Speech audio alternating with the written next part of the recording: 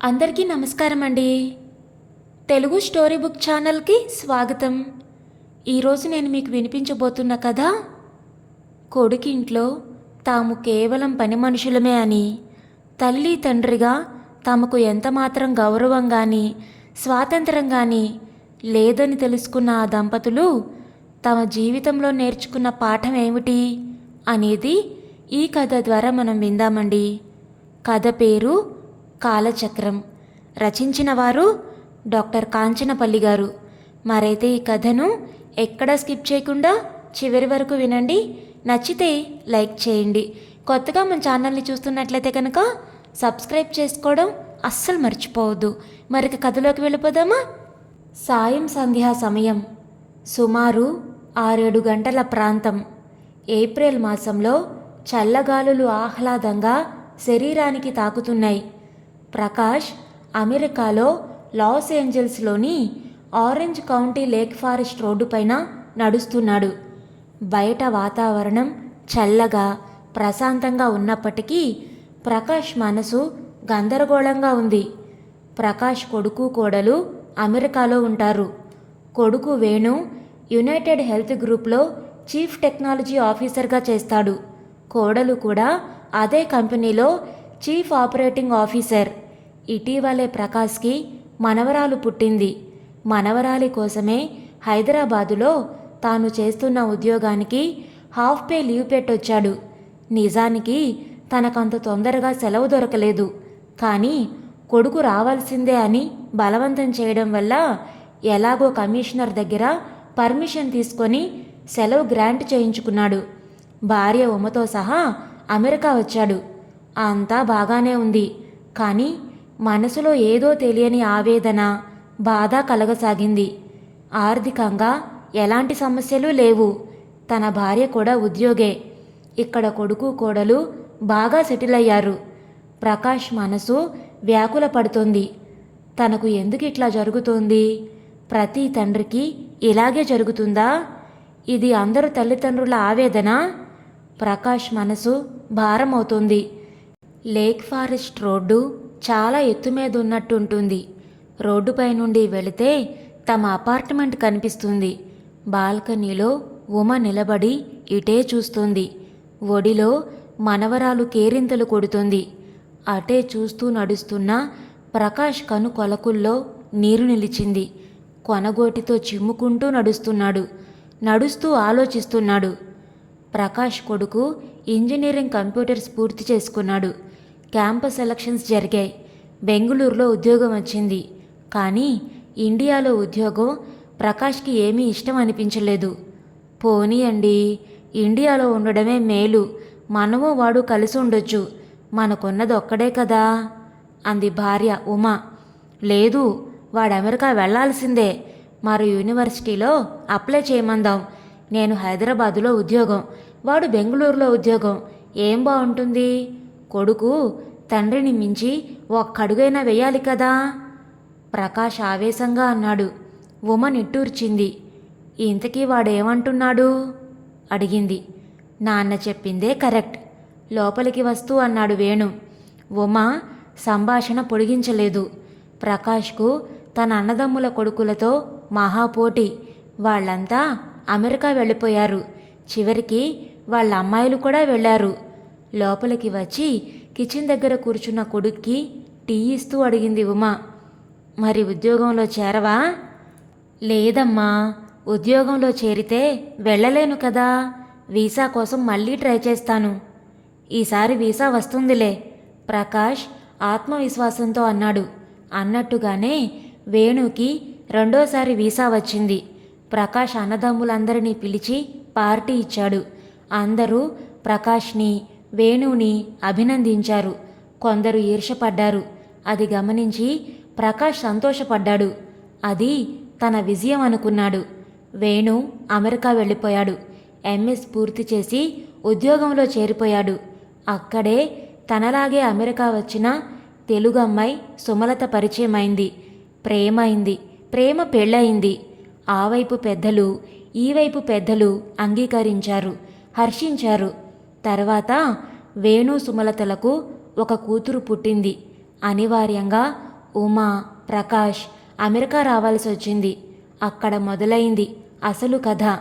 ఓ రోజు రాత్రి Uma, Venu, Prakash dining table దగ్గర కూర్చొని డిన్నర్ చేస్తున్నారు. వేణు వచ్చినప్పటి నుంచి అక్కడి పద్ధతులు చెబుతూనే ఉన్నాడు. ప్రకాష్కి ఇది నచ్చడం లేదు. హైదరాబాదులో తాను పెద్ద ఆఫీసర్, అలాంటిది తనకు ఈ పిల్లకాయ ఇవన్నీ చెప్పడమేమిటి?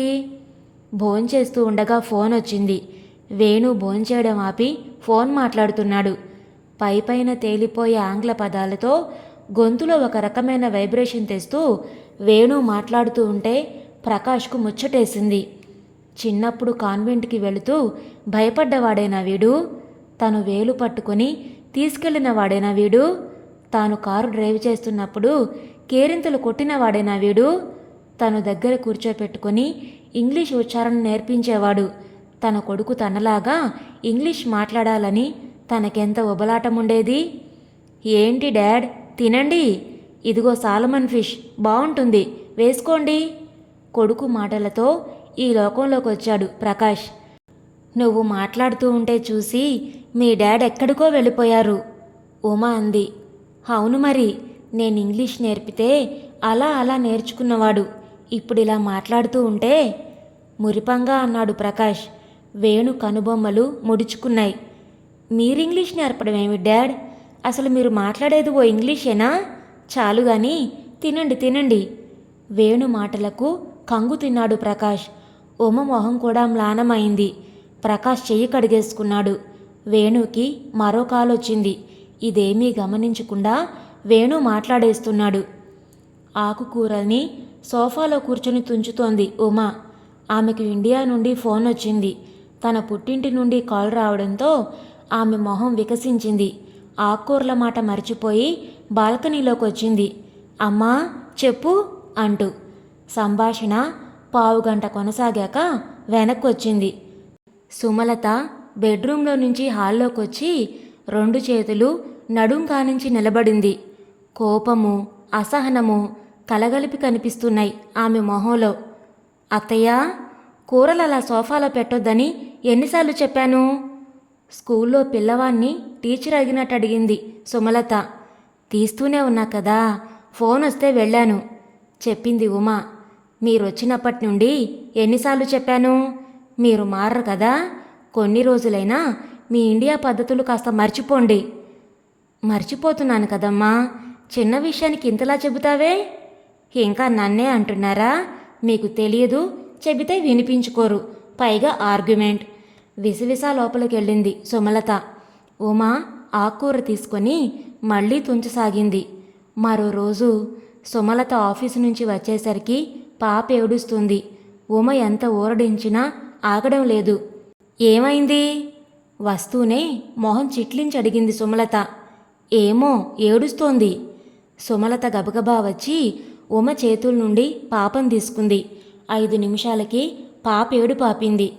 పెద్దవాళ్లకే పిల్లల్ని లాలించడం బాగా తెలియాలి, మీకేమీ తెలీదు. వేణుని ఎలా పెంచారో ఏమో. ప్రకాష్, ఉమ మౌనంగా ఉన్నారు. పాలు తాగిందా? ఏమైనా తిందా? మళ్ళీ వాళ్ళని చూస్తూ అడిగింది. తాగింది, కొంచెం తిన్నది. సుమలత ఫ్రిజ్ తెరిచి చూసింది. అందులో పాప తినాల్సిన ఫుడ్డు చాలా మిగిలే ఉంది. తిందని చెప్తున్నారేంటి? ఫుడ్ అంతా మిగిలే ఉంది కదా. కొంచెం తిందని చెప్పాను కదమ్మా. ఉమ కూడా కొంచెం తీవ్రంగానే అంది. అత్తయ్య, మిమ్మల్ని అంతలేసి డబ్బులు పోసి ఫ్లైట్ టికెట్లు బుక్ చేసి పిలిపించింది దానికోసమే. అలా తినకపోయినా తిన్నదని అబద్ధాలు చెప్తే ఎట్లా? నేను కొంచెమే తిందని చెప్తూనే ఉన్నాను, నువ్వే వినడం లేదు. ఉమ మళ్ళీ అంది. ఎలాగైనా తినిపించాలత్తయ్య, తినలేదని చెప్తే ఎలా? కింద కారు చప్పుడైంది. వేణు వచ్చాళ్లా ఉంది. సుమలత పాపనెత్తుకొని బెడ్రూంలోకి వెళ్ళింది. ప్రకాష్కి పూర్తిగా అర్థమైంది. ఇక్కడ తాము కేవలం పని మనుషులమే అన్నమాట. తండ్రిగా తనకు, తల్లిగా ఉమకు ఎంతమాత్రం గౌరవంగాని స్వతంత్రంగాని లేదన్నమాట. హైదరాబాదులో పెద్ద మనిషిలా చలామణి అయ్యే తను ఇక్కడ తన కొడుకు ముందు ఎంత హీనమవుతున్నాడు. ఇక్కడి నుండి తొందరగా వెళ్ళిపోవాలన్నా కుదరదే. టికెట్ బుక్ చేసేది వాళ్లే. అమెరికా ఆనందాన్ని మరిచిపోయి త్వరగా ఇండియా వెళ్ళాలి అన్న ఆలోచనలో మునిగిపోయాడు. తన ఊరు, తండ్రి గుర్తుకొచ్చారు. తన తల్లి తండ్రి కూడా తనలాగే బాధపడ్డారా? తను ప్రవర్తించినట్టే తన కొడుకు ప్రవర్తిస్తున్నాడా? అక్కడే చెట్టు కింద చప్టా ఉంది. మెల్లిగా వెళ్ళి దానిమీద కూర్చుని కళ్ళు మూసుకున్నాడు. రాఘవయ్యకు మనవణ్ణి చూడాలని ఆత్రంగా ఉంది. నిన్ననే కొడుకు ప్రకాష్ ఫోన్ చేశాడు. అమృతమ్మ, రాఘవయ్య కరీంనగర్ జిల్లాలోని సొంత ఊరు పెద్దాపురంలో ఉంటారు. రాఘవయ్య కొడుకుని చాలా కష్టపడి చదివించాడు. రాఘవయ్య బడిపంతులు. తన మీద ఆధారపడిన చెల్లెళ్ళు, తమ్ముళ్ళు ఉండడంతో ఎప్పుడూ ఆర్థిక సమస్యలే. పెద్దాపురంలో పీజీలో సీట్ వచ్చింది ప్రకాష్కి. ప్రకాష్ ఉస్మానియాలో పీజీ చేస్తూ కాంపిటేటివ్ పరీక్షలు రాశాడు. పోటీ పరీక్షలకు కోచింగ్ తీసుకున్నాడు. రాఘవయ్య ఆ ఖర్చంతా భరించాడు.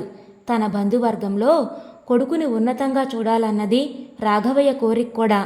రాఘవయ్య కోరిక నెరవేరింది. పోటీ పరీక్షలో గ్రూప్ 1 ఆఫీసర్గా సెలెక్ట్ అయ్యాడు. తర్వాత బంధువుల అమ్మాయి ఉమను ఒక పెళ్లిలో చూసి ఆమెను ఇష్టపడ్డాడు. రాఘవయ్యకు ఇష్టం లేకపోయినా కొడుకు మాటని కాదనలేకపోయాడు. ప్రకాష్కి హైదరాబాదులో ఉద్యోగం వచ్చింది. ఉమ కూడా స్కూల్ టీచర్. తర్వాత వాళ్లకు వేణు పుట్టాడు. రాఘవయ్య, అమృతమ్మలకు వేణు అంటే అంతులేని ప్రేమ. వేణు కోసం తరచుగా పల్లెటూరు విడిచి హైదరాబాద్ వచ్చేవారు. ఓ రోజు ప్రకాష్ ఆఫీసు నుంచి ఇంకా రాలేదు. ఉమ వచ్చి కాఫీ చేసి అత్తమామలకిచ్చింది. తాను రాత్రి వంట చేయడంలో మునిగిపోయింది. రాఘవయ్య రూంలో మనవడితో ఆడుకుంటున్నాడు. వేణుకి సుమారు 4 ఏళ్లు ఉంటాయి. స్కూల్కి వెళుతున్నాడు. వేణు, హోంవర్క్ చేసుకో. ఉమ వంటింట్లో నుంచి కేకేసింది. వేణు, రాఘవయ్య ఆమెను పట్టించుకోలేదు. రాఘవయ్య పోతన పద్యం చెబుతున్నాడు మనవడికి. కలడందరు దీనుల ఎడ కలడందరు పరమయోగి గణముల పాలన్. వేణు పద్యాన్ని ముద్దుగా చెబుతున్నాడు. రాఘవయ్యకు నస్యం పీల్చడం అలవాటు. నస్యం ముక్కులో పెట్టి గట్టిగా తుమ్మాడు. ముక్కు నుంచి కాస్త నస్యం ఎగిరి వేణు మీద పడింది. ఉమ్మ ఒక్క ఉదుటిన పరిగెత్తుకొచ్చి వేణుని బాత్రూంలోకి లాక్కెళ్ళి స్నానం చేయించింది. బయటకు తీసుకొచ్చి వీపు మీద 2 బాదింది. వేధవా, హోంవర్క్ చేసుకోరా అంటే వినవు. ఇప్పుడు బాగా అయిందా? కొడుకు మీద అరిచింది. ఇప్పుడేమైందమ్మా, అలా కొడుతున్నావు? రాఘవయ్య అన్నాడు. ఇంకేం కావాలి? మీరు నస్యం పెట్టుకుంటే వాష్ బేసిన్ దగ్గరికెళ్ళి పెట్టుకోండి. ఇలా చేస్తే ఎలా? చేదరగా చూస్తూ అంది. రాఘవయ్య చిన్నబుచ్చుకున్నాడు. మెల్లిగా లేచి తనకు కేటాయించిన బెడ్రూంలోకి వెళ్ళాడు. ఆదివారం ఉదయం 8 గంటలు. రాఘవయ్య డ్రాయింగ్ రూంలో పేపర్ చదువుతున్నాడు. అమృతమ్మ 2 కప్పుల్లో టీ తెచ్చి ఒకటి రాఘవయ్యకిచ్చి మరో కుర్చీలో కూర్చొని ఒకటి తను తాగుతోంది. ఆదివారం కొడుకు కోడలు ఆలస్యంగా లేస్తారు.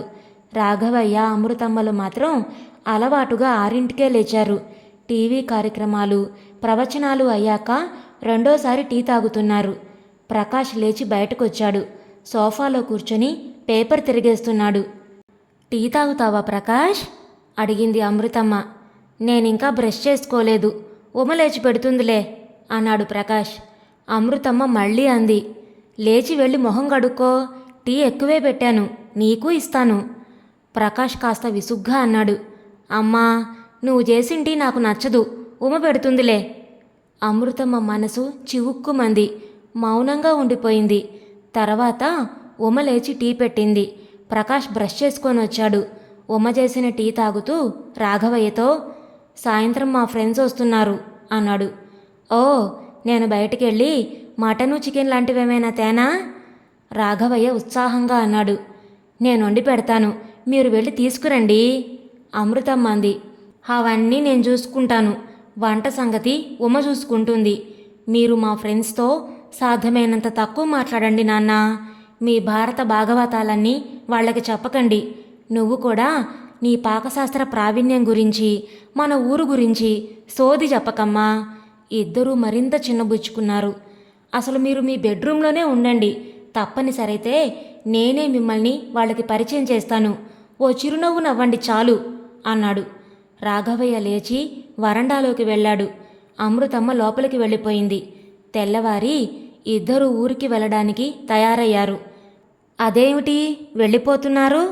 నెల రోజులు ఇక్కడ మనవడితో గడపాలని వచ్చారు కదా అన్నాడు ప్రకాష్. లేదు, వెళ్ళాలి. చాలా పనులు మిగిలిపోయాయి. పనులు ఎప్పటికీ ఉండేవేగా. ఉమ వచ్చింది. రాఘవయ్య, అమృతమ్మ వాళ్ళ మాటలు వినకుండా తయారయ్యారు. వేణు వచ్చి, నేను ఊరొస్తాను నానమ్మా అని ఏడవడం మొదలుపెట్టాడు.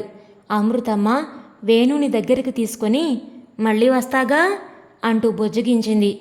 ప్రకాష్కి ఆనాటి తల్లిదండ్రుల ఆవేదన ఇప్పుడు తమ పట్ల వేణు ప్రవర్తనతో అర్థమవుతుంది.